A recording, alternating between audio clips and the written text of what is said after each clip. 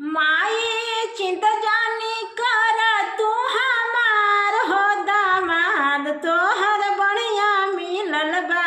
माई चिंता जानी कर तू हमार हो दामाद तोहर बढ़िया मिलल बा। खाली पापा के दीह समझाई हो दामाद रंगबाज मिलल बा। खाली भैया के दीह समझाई हो दामाद रंगबाज मिलल बा। शादीशुदा होके कहिनो जाने नहीं में हर जनों से ज्यादा माई करे हमरा के यार। तो भौजी चिंता मत करी हमार हो दामाद रंगबाज मिलल बा।